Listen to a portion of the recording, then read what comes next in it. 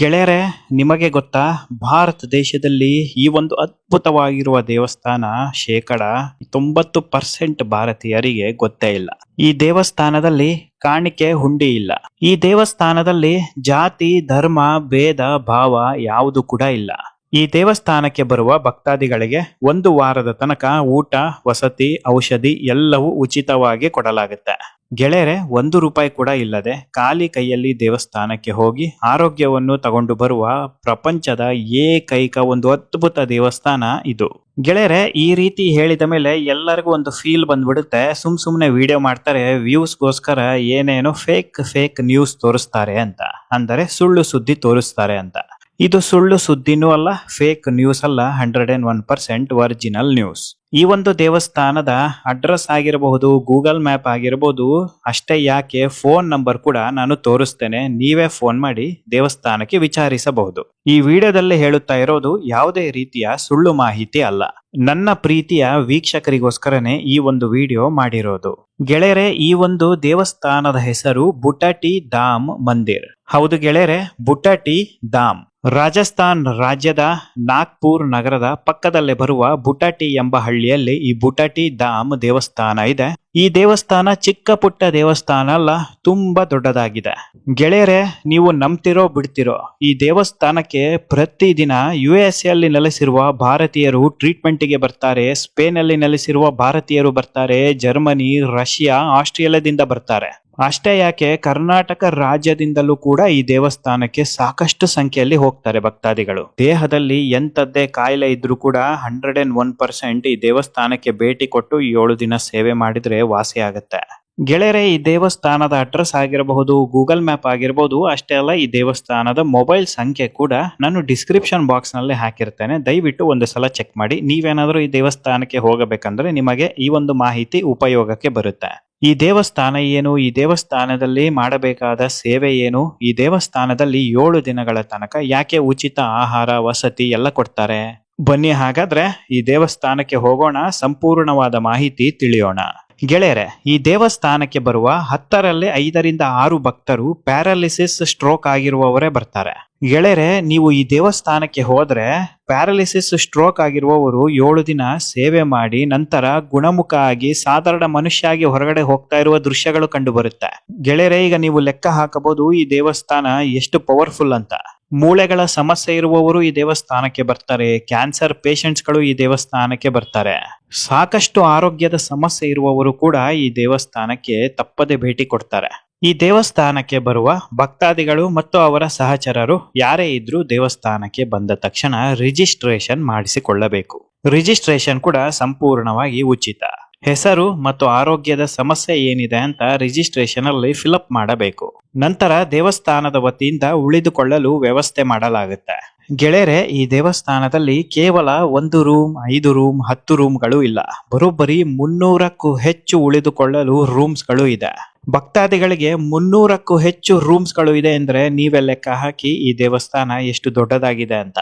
ಒಂದು ವೇಳೆ ರೂಮ್ಸ್ಗಳು ಏನಾದ್ರೂ ಫಿಲಪ್ ಆಗಿದ್ರು ಕೂಡ ದೊಡ್ಡದಾಗಿರುವ ಸ್ಟೇಯಿಂಗ್ ಹಾಲ್ಸ್ಗಳು ಇದೆ. ಒಂದೇ ಹಾಲಲ್ಲಿ 1000ಕ್ಕೂ ಹೆಚ್ಚು ಜನ ಮಲಗಬಹುದು, ಆ ರೀತಿಯ ವ್ಯವಸ್ಥೆ ಇದೆ.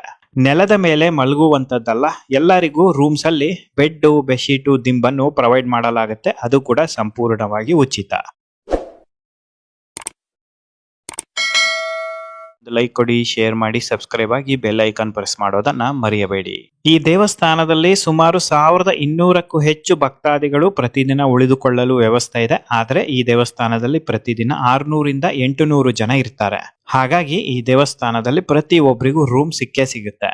ಈ ದೇವಸ್ಥಾನದ ರೂಮ್ಸ್ ಗಳಲ್ಲಿ ಉಳಿದುಕೊಳ್ಳುವವರು ಎಲ್ಲರಿಗೂ ಕೂಡ ಉಚಿತವಾಗಿ ಆಹಾರ ಸಿಗುತ್ತೆ.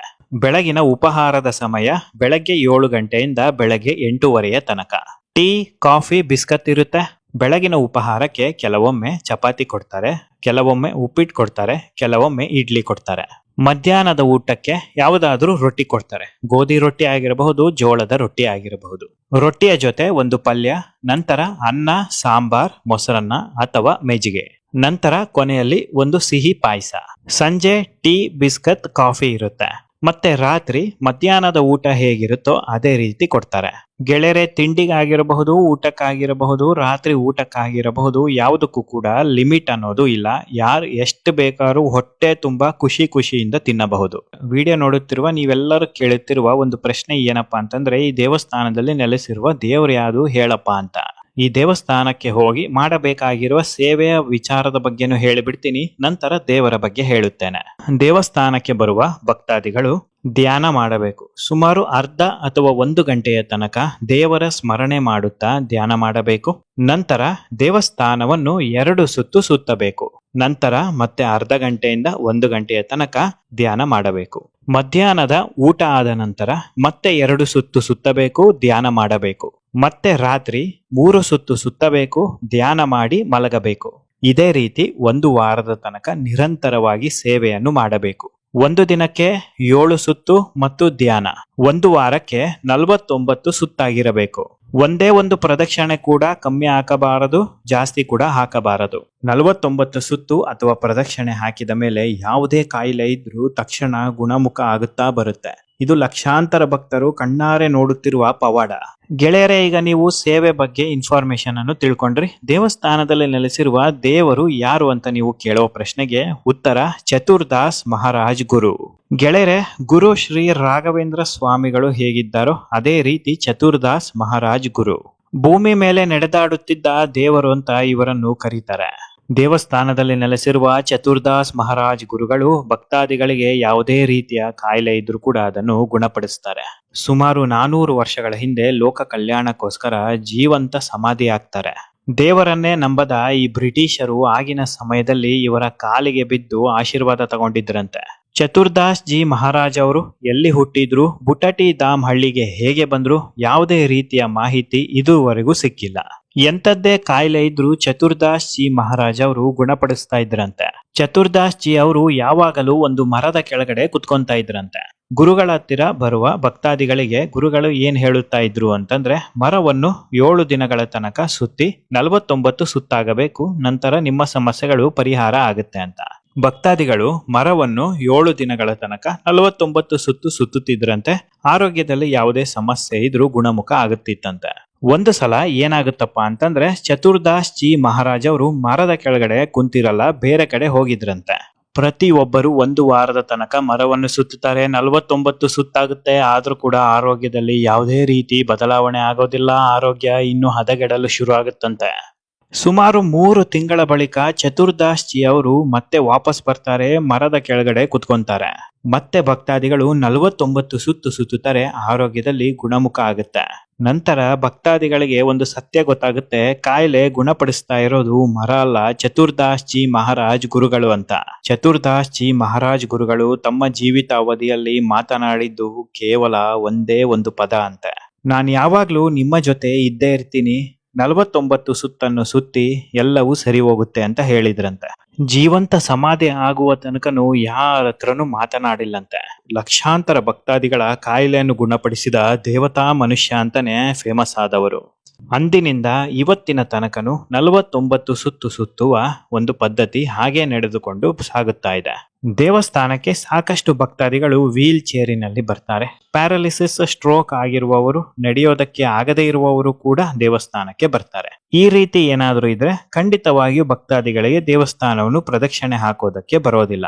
ಹಾಗಾಗಿ ಇವರ ಪರವಾಗಿ ಸಂಬಂಧಿಕರು ಅಥವಾ ಒಡಹುಟ್ಟಿದವರು ಅಥವಾ ಹಿತೈಷಿಗಳು ಯಾರಾದರೂ ಇವರ ಪರವಾಗಿ ಬೇಡುತ್ತಾ 1 ವಾರದ ತನಕ ದೇವಸ್ಥಾನದಲ್ಲಿ ಇದ್ದು 49 ಪ್ರದಕ್ಷಿಣೆ ಹಾಕಿ ವಾಪಸ್ ಹೋಗಬೇಕು. ಪ್ರದಕ್ಷಿಣೆ ಹಾಕೋದಕ್ಕೆ ಸಂಬಂಧಿಕರು ಇಲ್ಲ, ಹಿತೈಷಿಗಳು ಇಲ್ಲ, ಸ್ನೇಹಿತರು ಇಲ್ಲ ಅಂತಂದ್ರೆ ದೇವಸ್ಥಾನದ ಆಡಳಿತ ಮಂಡಳಿಯಿಂದಲೇ ಒಂದು ವ್ಯವಸ್ಥೆ ಮಾಡಿ ಕೊಡಲಾಗುತ್ತೆ.